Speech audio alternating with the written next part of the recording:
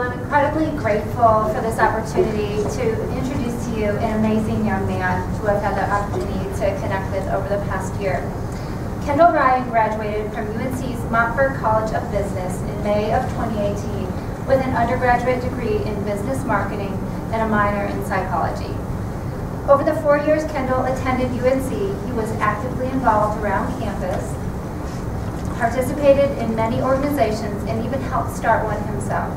Kendall played Division I football for UNC and served as a board member on the Student Athlete Advisory Committee. Kendall was also engaged in the Fellowship of Christian Athletes and Athletes in Action. As a business student, Kendall enjoyed competing and giving back to his community. Not only was he on a winning Daniel Spun case competition team, but he also served as a student ambassador for the Montfort College of Business. Tonight you will hear Kendall share his journey through injury and challenges, and ultimately his story of hope and resilience. He will share with us about this incredibly difficult time in his life and how it has fueled him for the next chapter of his story. Kendall now lives in Chicago, Illinois, and works as the youngest global account manager for the Fortune 500 telecommunications company, CenturyLink. He now enjoys watching improv comedy shows on the weekends in Chicago and continuously looks to travel to a new destination. You're invited to join us as Kendall Ryan shares his story and how the organization Bear Strong was inspired. Kendall?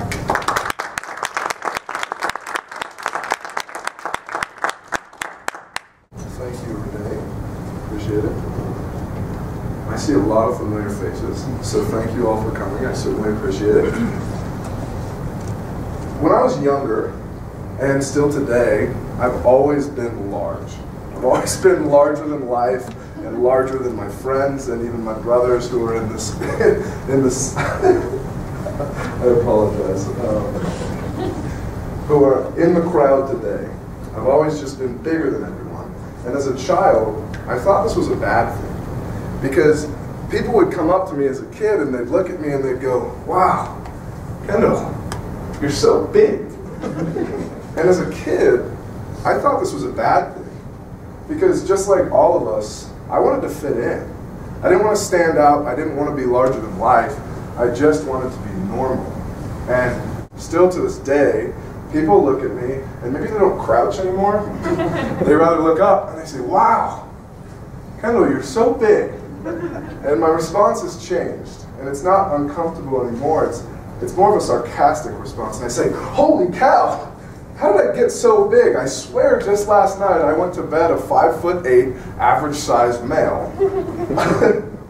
Now, the reason I started a talk on depression and mental health with a joke is because to me, when I was young, I had to learn to laugh at myself. I had to learn to make light of difficult opportunities and difficult challenges through my life. Because to me, when we make light of things, they become easier to talk about. And it creates a safer environment for everyone, and it takes the seriousness out of the room. So I wanted to do something that most public speakers do, and it's a very tacky activity. I want you all to envision something that you love and something that you dream and wake up every morning looking forward to engaging in an activity. Whether it's sports, whether it's school, whether it's art, or whether it's being with your family. I want you to take a moment and think about something that inspires you and something that gives you a reason to wake up every morning. Now, this is where this could go either really well or horribly, because I'm going to ask you all to just say it out loud. Whatever's in your mind right now, when I count to 3, I want you to just speak it into the air. So on the count of 3, whatever you're thinking and whatever brings you life and energy, shout it out. 1, 2, 3. Nerd family. Perfect. Thanks whoever said Kendall Ryan. I appreciate that. Now, I want to take the tackiness to the next level, and I want you all to close your eyes. And I promise you can close your eyes. I won't tackle you. I won't come out into the crowd and attack you. This is a safe spot. I want you all to close your eyes, and I want you to envision yourself engaging in that activity. Whether you thought about your family, whether you thought about drawing, whether you thought about studying for a test, I want you to envision that right now. Now, keep your eyes closed. I want you to imagine that for some reason, you can no longer participate in that activity. That activity's been ripped from your life. Now open your eyes. How do you feel? For some of you, I can imagine that you've gone through this. For some of you, I know, as I look at the audience, that you have gone through this because I've seen you go through it. And I know how painful it is. And that's exactly what happened to me. Now, in order for you all to understand a little bit about where I come from and the values that my family instilled in me, I want to take you back to my childhood. Now, my family's all in the audience. I'm sure you've all seen them. Some of you know them very well. As a kid, my parents instilled this deep drive for success and a deep drive to excel in everything that I could. And my two older brothers and I were encouraged to engage ourselves in every activity in every facet of life. Whether it was student government, Boy Scouts, sports, football, basketball, baseball, soccer, activities in the community, and more. I'm sure I'm missing some. We had the expectations that we had to excel in those fields. Now, on top of all of that, during the weekends, we also had one task. And it was one task that, quite frankly, my brothers and I sucked at. And it was cleaning the house. We were genuinely terrible at cleaning the house for some reason. And my mom is right over here and she can attest for you, it never went well. Family time. She always called it family time because it was supposed to be fun. But it being the only thing that we didn't excel at, it was never very fun.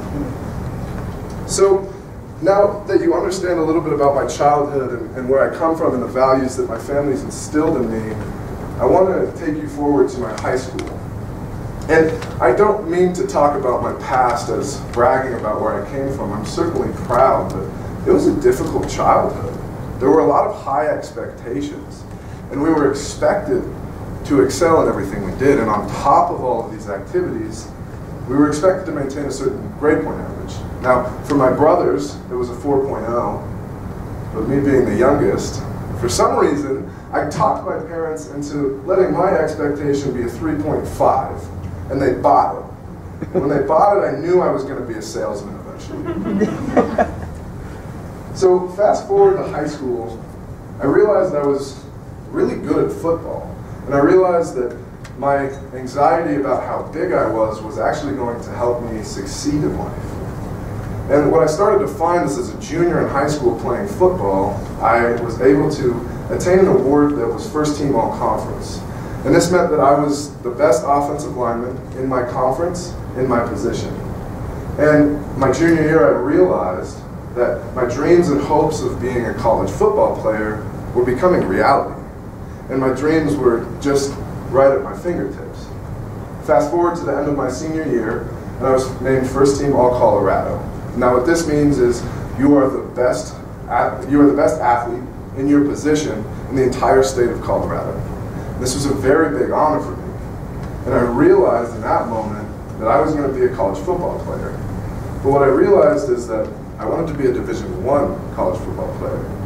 I had received contacts from Division II schools like CSU Pueblo and Washburn out in Kansas, but my pride wanted me to be a D1 football player. I didn't want to be D2. And so I sent my tape to schools of the likes of Oregon, Oregon State, Colorado, CSU, and more.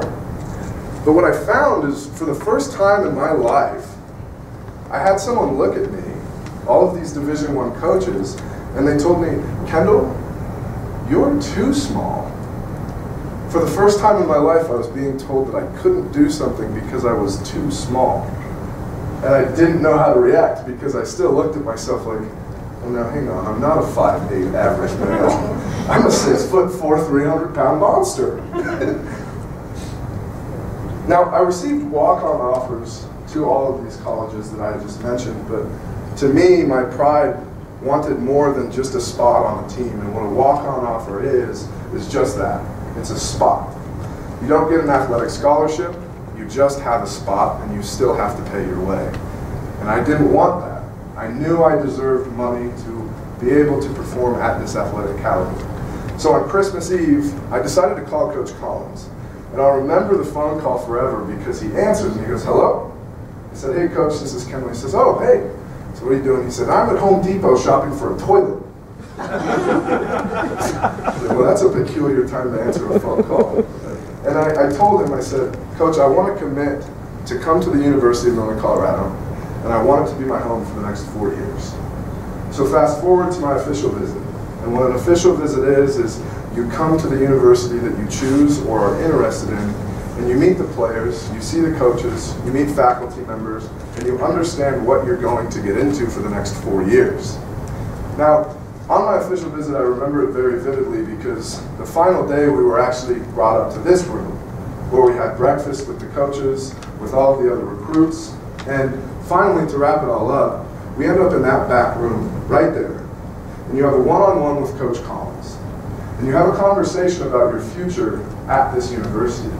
My parents were in the room with me, and I remember at the age of 17, I looked at Coach Collins, and I sat across the table from him, and I told him, I said, "Coach, by the time I'm done with my freshman year, I'm going to be a starting offensive lineman at your university."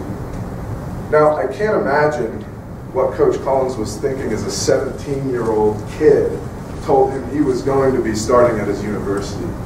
I can imagine he was a little excited, but also a little taken back. Wow, the pride on this guy. And so, after I looked at him and I told him that, I signed my NLI, my National Letter of Intent, and I would come here in the fall. When I arrived here in the fall, I found myself doing something that for the first time I hadn't done, and it was achieving a 4.0 GPA. And for me that was big because I sold my parents on the fact that I could only achieve a 3.5. But for the first time I was excelling in academics, and by the end of my freshman career, in my freshman season, I was starting. So as I sat here and I thought about it, I said, a 17-year-old told you that he was going to do something, he fulfilled his dream. To me, my dream and my goal was no longer just a thought, it was in my hand. And I was achieving what I had set out to achieve. Now, while I was excelling in academics and I was excelling in athletics, something else was happening. And it wasn't about me. I had a friend who had come to the university, and he was a transfer student from Mesa. Now, this friend was a lifelong friend of mine and still is. I've known him since first grade. Now, my friend had always struggled with depression and had very loose emotions, and I didn't know how to handle it because, quite frankly, I believed in the stigma behind emotions and behind suppressing them and not sharing your true feelings. And I remember one night class, I was sitting there and I was taking a test. I still had my 4.0. I still was excelling in sports, but I got a phone call. It was 7:30 p.m. And I thought to myself, I said, who would be calling me at 7:30 p.m.? My own family wouldn't even want to talk to me right now. And it was his father. And so I thought, why would his dad be calling me this late? So I stepped out of the class because something inside me told me I had to take the phone call. And the phone call went something like this. Kendall, you need to go be with my son right now. He's not okay, and he needs a friend. Now, in that moment, I had my own dreams, and I had my own hopes. I was a 4.0 student, and I didn't want to miss a test. But as a kid, for some reason, I had always loved to see other people excel and bring joy to other people and bring laughter. And so I knew that this being my lifelong friend, I had to leave in hopes that the professor would understand and let me make up my test. So I leave, I don't tell my professor why, and I come to this university center, just downstairs. And when I walk in, I recognize something about my friend immediately. He had cuts on his knuckles, both hands, and he was crying. He had tears running down his face, and I didn't understand why. This was a lifelong friend of mine. I knew he'd battled with depression and emotional instability, but I didn't understand why he wasn't happy, because in my mind, everything was going great. So I sit down and I sit across the table from him and I say, hey, what's wrong? And for the first time in my life, I had a friend be vulnerable with me. He opened his heart and he opened his chest and he explained to me that he didn't feel he fit in. He didn't have hopes. He thought he was never going to have a girlfriend. He didn't know what he wanted to do with his life, and he genuinely wasn't happy. And when I shift focus and I said, what happened to your knuckles? He looked up through his tear-filled eyes and he said, I wanted to feel something. And I'm a 6'4", 280-pound man. And my friend's sitting across the room from me and he's saying, I punched a brick wall because I wanted to feel something. Can you imagine being in a space where the only thing you can feel is pain? In that conversation, in that moment, I was so uncomfortable because for so long I had bought into the fact that to be a man and to be a human in society, we aren't allowed to feel ways that are opposite than happy. And so when I sat there and digested the emotions of the room and what my friend had spoke to me, I called his father. And I said, listen, if you don't get up here, I'm going to admit your son to a hospital. And I think this is... So I told him, I said, I'm going to admit your son to a hospital if you don't get up here tonight. And so he ultimately comes up like any good parent would. He comes up that night. He comes up, he meets me, he meets his son, and ultimately he did what any good parent would do, and he admitted his son into a hospital. Now, for me,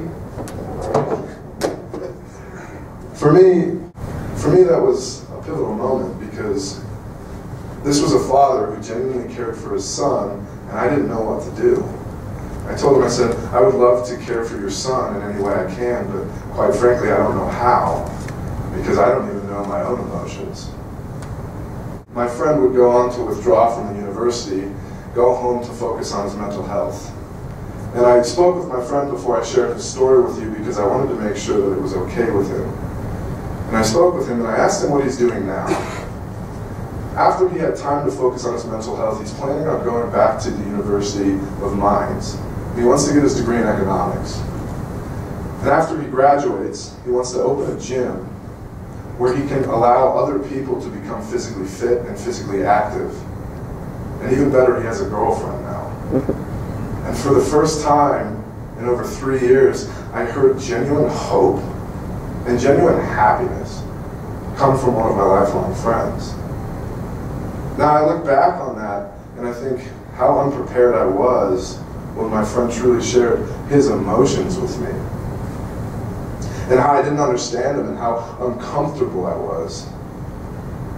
Now that my friend was gone from campus, I still have my 4.0 GPA. I still was starting on the offensive line. Everything was going for me, or at least I thought. Now, fall camp rolled around, and I don't know, there's a few football players here today, and all of them know how difficult fall camp is. And I'm sure other athletes can relate in some aspect. Fall camp, you wake up at roughly 6, maybe 5 in the morning, and you go until 9 p.m. Fall camp is one of the most physically, emotionally draining times of any season. You wake up, you eat breakfast, you stretch, you work out, you practice, you film prep, you eat lunch, you stretch, you lift, and repeat and repeat and repeat until you leave at 9 p.m. And I remember this fall camp was particularly unique because for some reason the headaches that I was having weren't normal. See, as a football player, you typically have headaches, but they subside over time. But this one was different. This one was hanging around. And I knew that something wasn't right. But I didn't want to not play because I didn't want my dreams to slip out of my hands.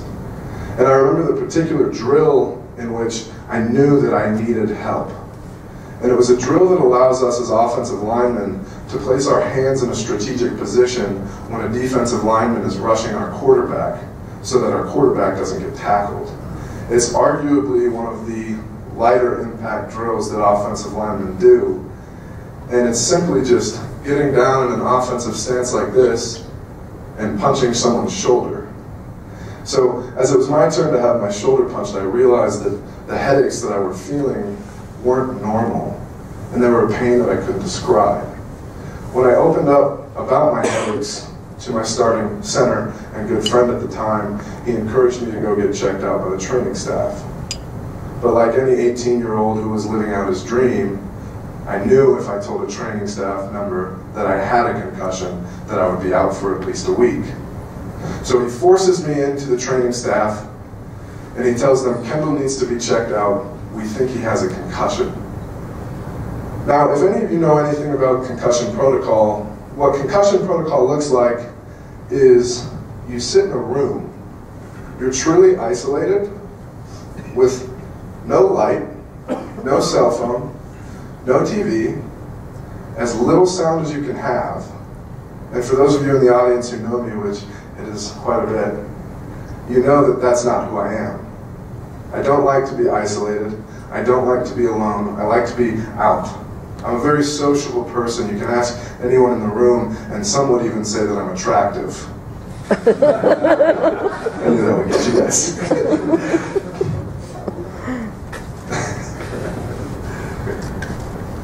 But I couldn't handle sitting out, and I wanted to play. So I knew I had to trick my training staff into believing that I was okay. And so every day I would go into my training staff, and they'd ask me how I was feeling, and I would say, I'm fine, I'm doing better, and I'd fake a smile. And it worked. Just like I sold my parents, I sold my training staff.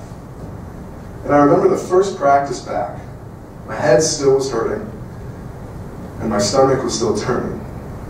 And our quarterback drops back for a pass, and luckily this quarterback isn't in the room tonight, and he throws an interception to a cornerback.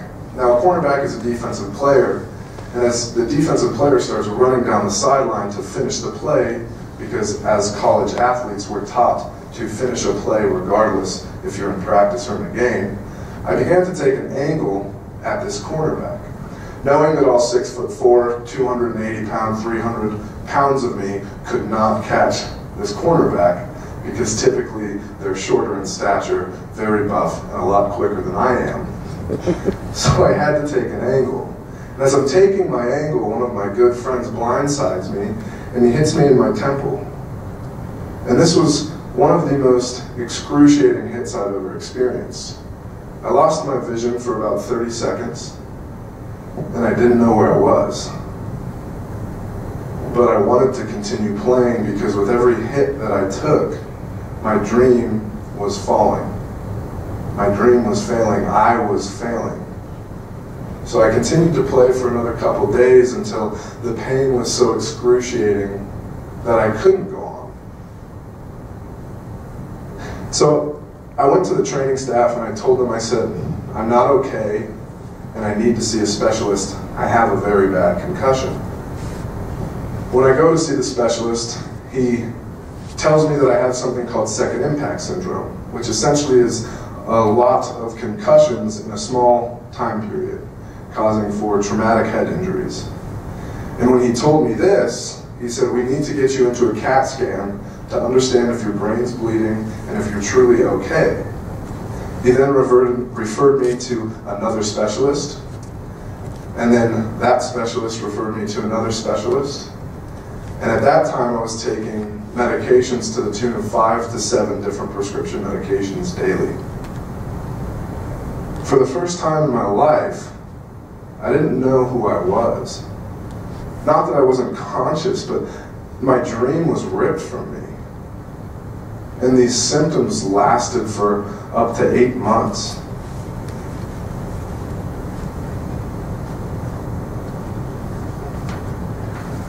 I wish I could explain the fact that I truly didn't know who I was and in a deeper level, because just like the exercise we did earlier, where I asked you to envision something you're passionate about, you only got a taste.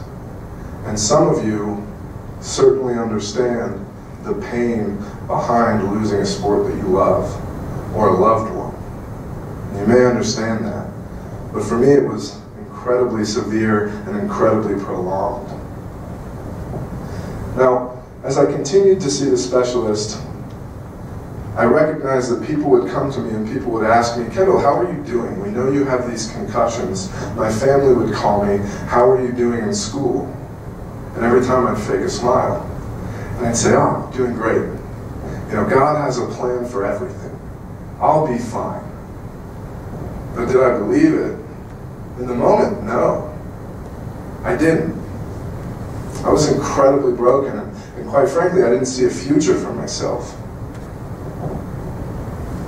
And I began to experience the depression, the anxiety, the self-doubt, and the self-worth that people had told me for so long, you can't express those emotions because if you do, you're weak. Now, at about month 4, I was still seeing my therapist, and I was still seeing my doctors. And they sat me down and had a very serious conversation with me.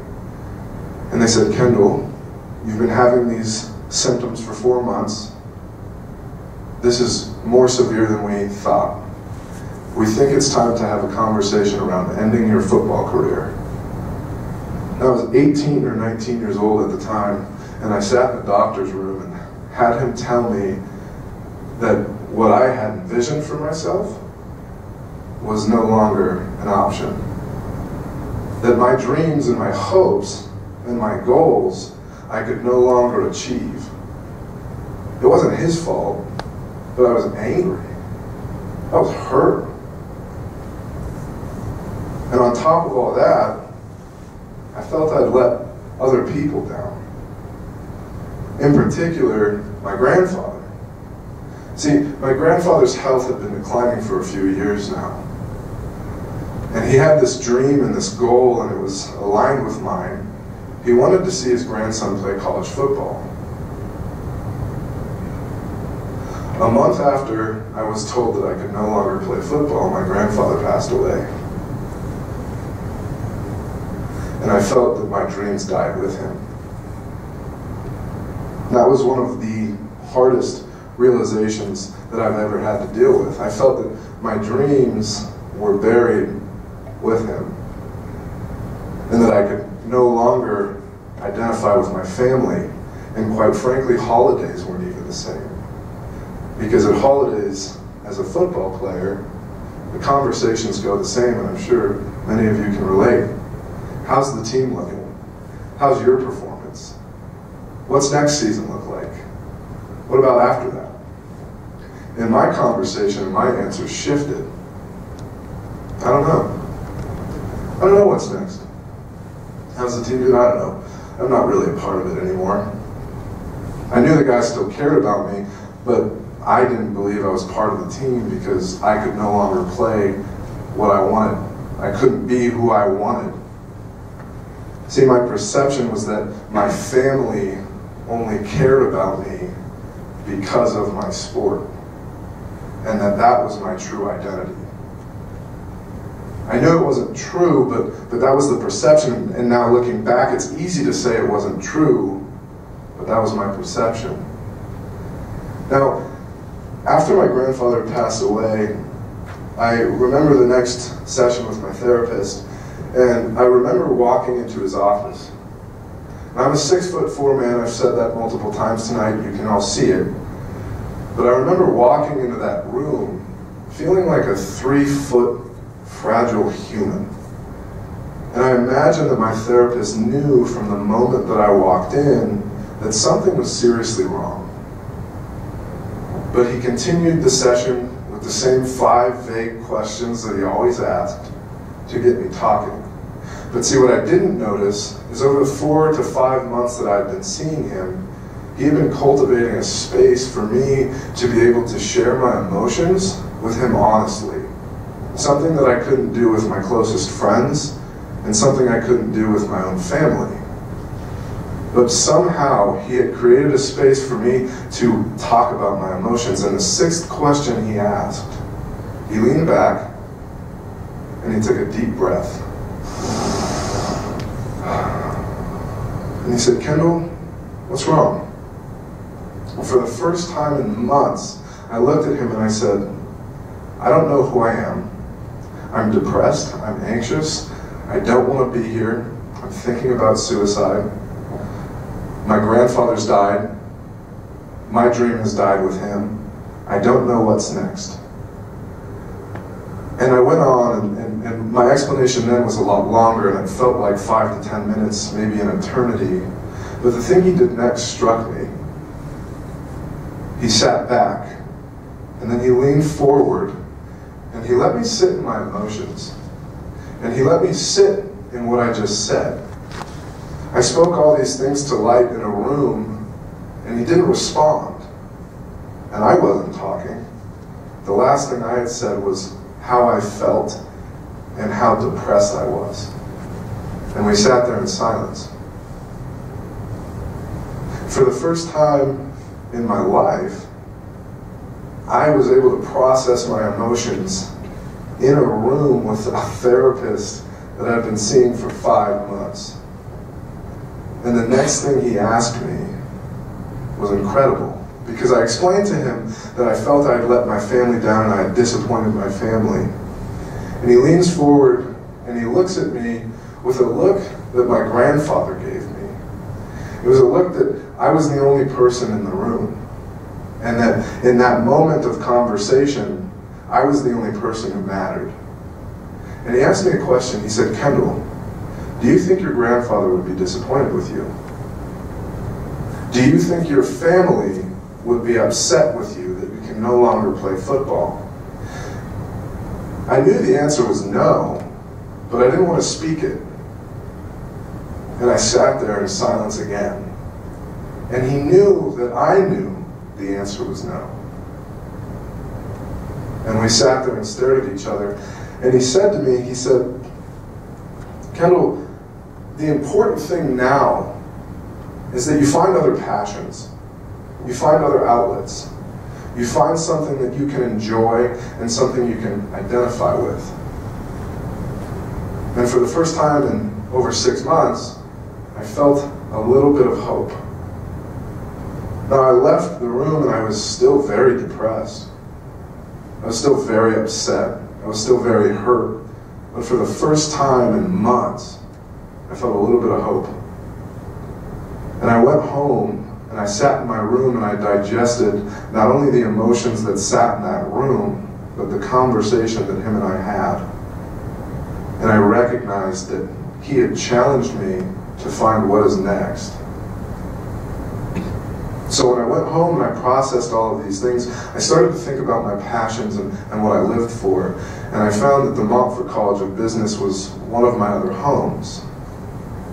And so I was approached by a professor and I was asked to be a part of the ambassador program.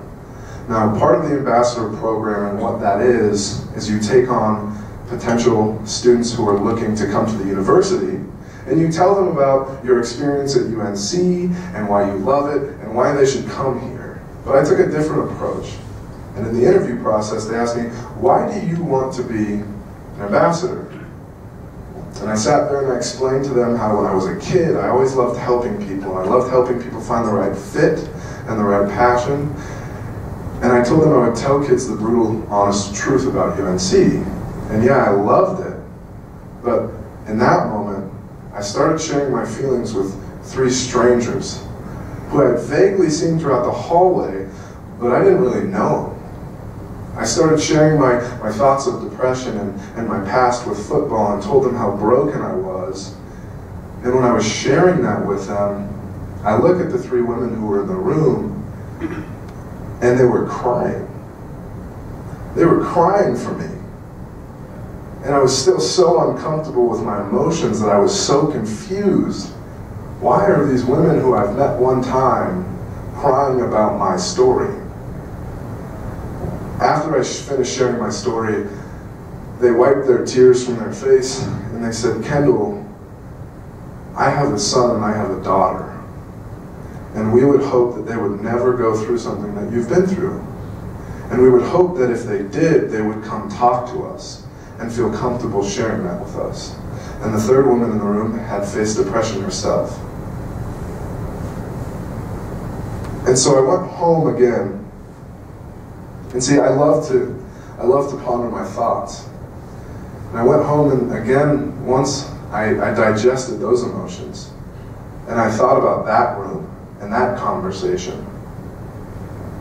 And I recognized that mental health was bigger than just me, and that the stigma that I had to shove my emotions deep down inside my core was wrong. That was an incorrect belief that I had. Because for the first time I found people who were way older than me could relate to me. And I started to realize that it had to be bigger than just me. And that's when I started thinking, if it's bigger than just me, my other family is the athletic department. So let me start sharing my story with athletes. Some of you in this room have heard my story and have seen me struggle through this. And I started sharing my story with these athletes. Some I knew very well and some I didn't. But what I found was when I shared my depression, when I shared my anxiety and my self-doubt and self-worth, is that the athletes that I didn't know and the athletes that I knew very well returned with their own emotions. They shared with me how they had self-doubt, how they had self-worth issues, how even at times they were depressed, and how anxious they were. And that's when it became real to me that it wasn't just a Kendall Ryan issue, that I wasn't unique in my emotions, and that my depression was not just my own. I saw other people struggle with it, and I've seen other people struggle with it. And that's when the idea for Bears Strong came to fruition. See, I decided that the 5 people that I had shared my story with wasn't enough. And I started talking to 35 to 50 athletes roughly. I started sharing my story, and I developed a questionnaire, some filled with yes/no answers, and others were open-ended to allow athletes to be honest. What I found was shocking. I found that 95% of the athletes that I interviewed had felt depressed, had self-worth issues, had identity issues, and didn't know what was next after their sport. 100% of the athletes that I interviewed felt that there needed to be more resources on campus, not only for athletes, but for other students as well. Now, if you're a finance major, or if you're big into statistics, I understand that 35 to 50 people isn't a large sample size. So, what I did for you analytical thinkers is I went ahead and looked at what the NCAA says. 30% of college athletes, or excuse me, 30% of college students face depression. 50% of college students have self-worth and self-doubt issues. This was a 2014 study. I can only imagine the number has increased since then. In 2017, there's roughly 17 million students in the undergrad program. 30% have faced depression. 5.1 million students have faced depression. When I read those statistics, I was blown away. I was blown away at how severe mental health and the stigma behind it was. It shocked me, and quite frankly, it kind of disgusted me. Because for so long I had been bottling up my emotions, and I could only imagine what other people have felt too, and what some of you in this room may have felt at one point or another. See, because as an athlete, they train us to be physically strong, but they tell us at the same time to leave your off-field issues off the field. But as an athlete, I always struggled with understanding how. How do I leave my off-field issues off the field? Because they're certainly a part of me. And I didn't understand where the resources were for that. So I started looking around, and I started doing more research, and seeing if other universities had created programs dedicated to mental health. And I found one. That blew me away, in not a good way. Because of all the universities that there are in the USA, one had created a program that was dedicated to student athletes' mental health. That was the University of Michigan. Now, with the help of Renee and many other people, unfortunately, who aren't here today, we created this module and this model called Bear Strong. And what it was and what it is an opportunity for athletes to be real and to be vulnerable. See, it gives athletes an opportunity to do exactly what I didn't do and share their feelings and their emotions. And it trains them on how to take those off-field issues and actually consume them and deal with them. Now, for me, it was obvious and on the first meeting how impactful it was, because the room was full. And Renee, I hope you remember the first meeting, it was packed. I mean, it was packed. And I was shocked. And I remember sharing my story and why I wanted to create Bear Strong. And I remember how big the circle was. I remember having people sitting on other people's laps. Like, the room was very full. And after I shared my story, we allowed other athletes to express their emotions and share their feelings. See, after the modules that come and allow you to understand how to deal with self-worth, you're then allowed to speak on anything that you'd like. It gives you an opportunity to open up. And when we went around this circle, every athlete shared something. And in that moment, I realized how powerful Bear Strong was and how real mental health is. Because just by being vulnerable myself, it gives other people permission to open up. And the thought and the perception that I bought into and the stigma of being tough and the fact that sharing your emotions is weakness was completely false. Because if we hold on to our emotions and we bottle them up, that doesn't make us stronger, that breaks us more. That makes us more weak. And I realized that when I started to share my emotions, I actually started to feel better. I was still depressed, and I still wasn't as happy as I could be, but I found that in true strength in sharing my emotions, that it didn't matter if I was shiny or broken. People wanted to hear me as me. And when I shared that, people wanted to help me succeed.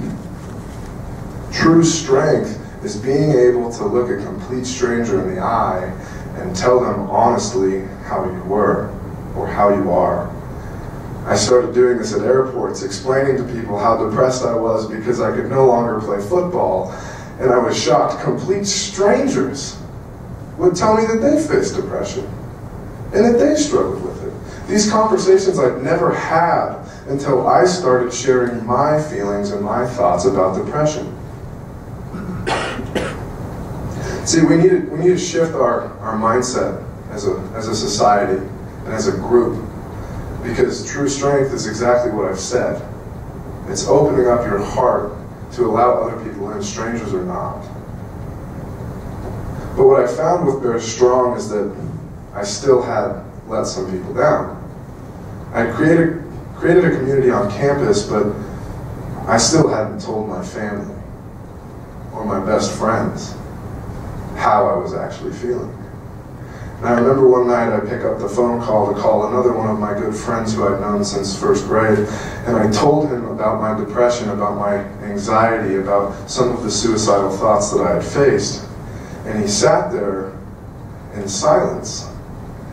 And I remember him saying, "I'm so sorry. I knew something was wrong, but I didn't know what.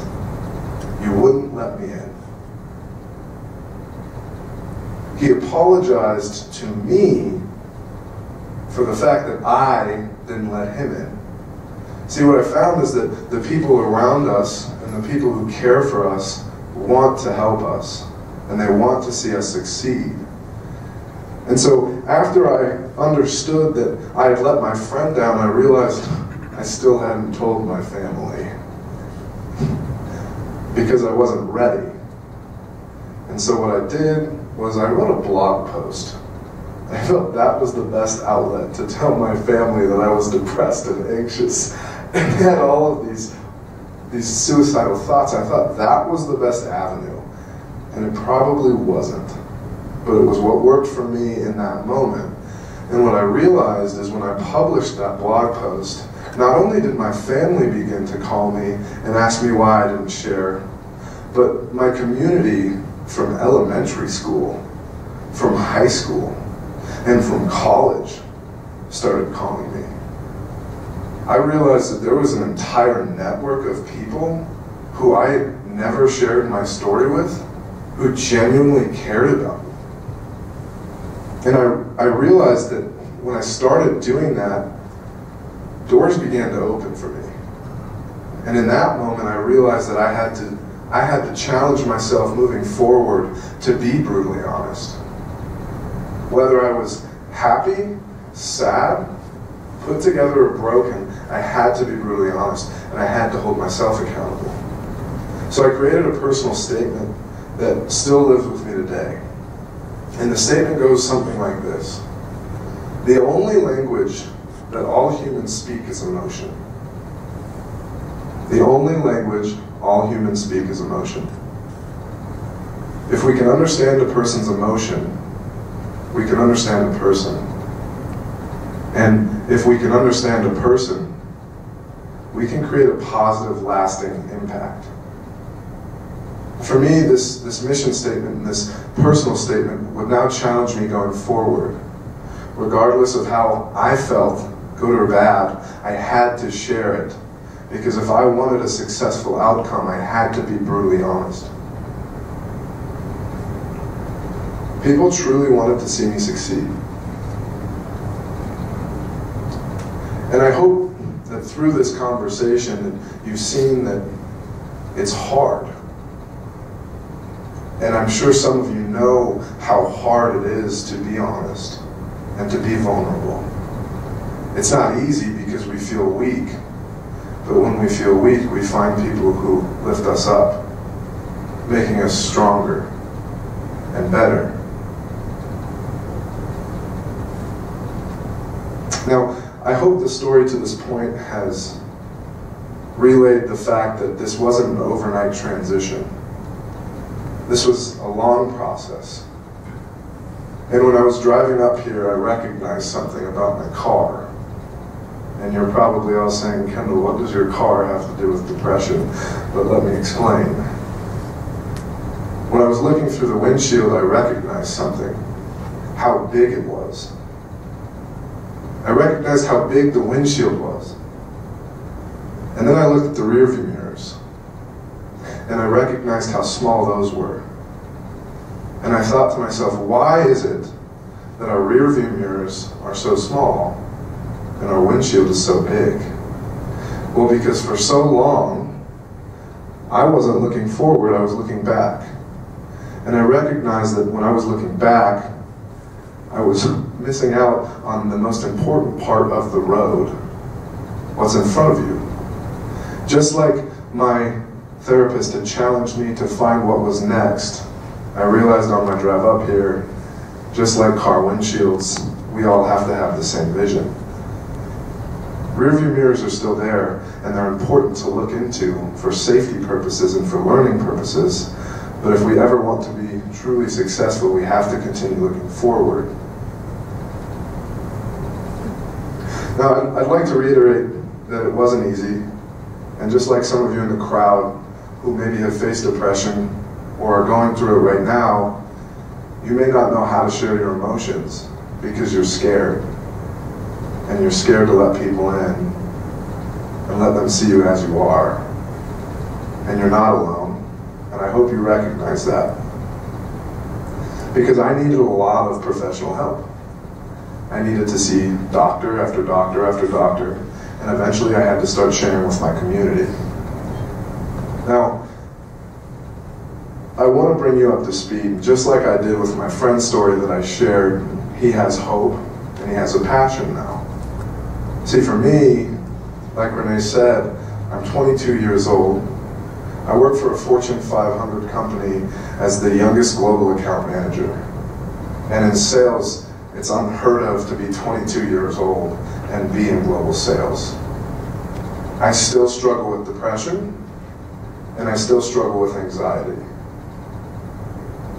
But because of the community that I've surrounded myself with, I feel more comfortable being able to talk about it.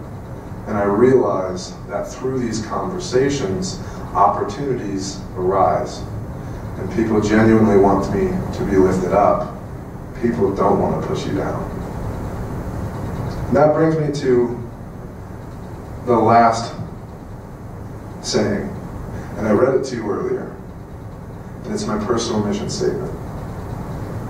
Whether you speak German, English, Mandarin, Spanish, the only language that all humans speak is emotion. And when we can understand a person's emotion, we can understand the person. And when we can understand that person, we can create a positive, lasting impact. Thank you all very much for listening. I appreciate it.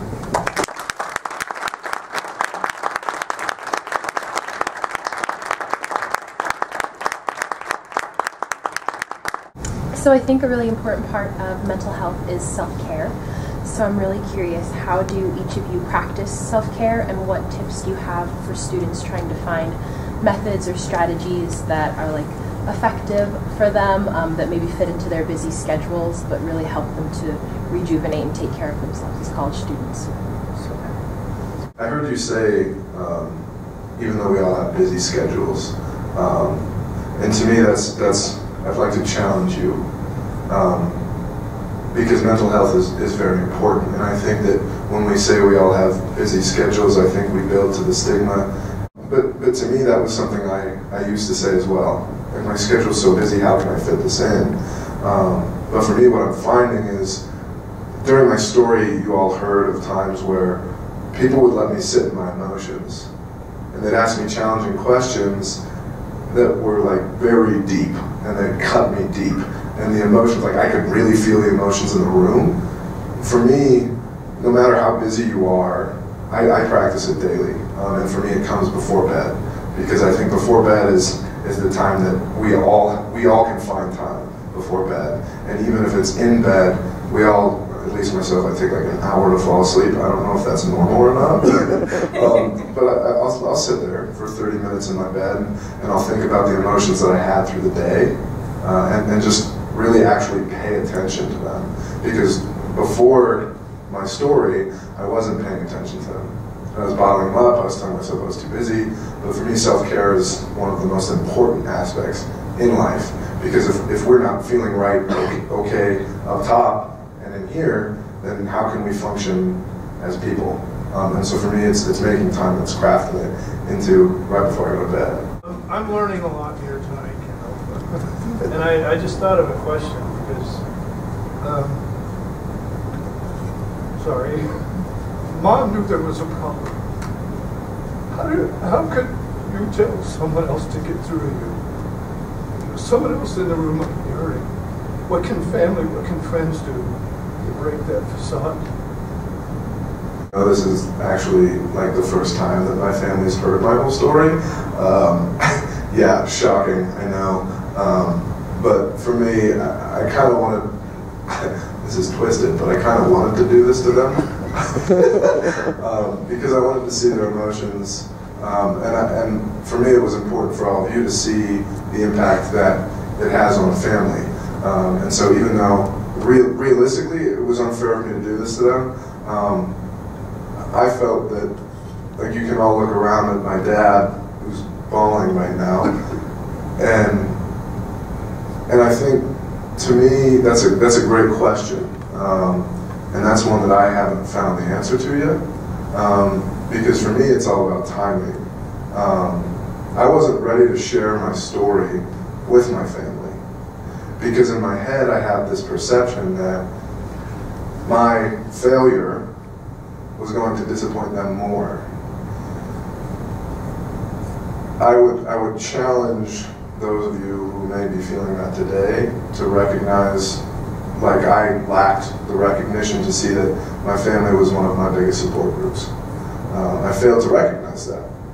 I think a lot of people who struggle with mental health fail to recognize that. And for me,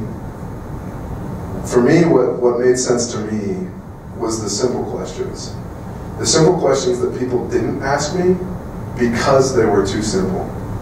Like my therapist sat there and he said, "What's wrong?" And he let me sit in my emotion and he let me think about, am I safe? And am I okay? And so that brings me to another part, is safety. And I'm reading a book right now called The Culture Code. And it talks about safety. And it talks about building successful cultures and how one of the most important aspects of a successful culture is the feeling of safety. And it was difficult for me to share those emotions with you because I was away for 2-3 years. Yeah, I'd come back sporadically, but my core group was here at UNC, and so I failed on my end, and I apologize.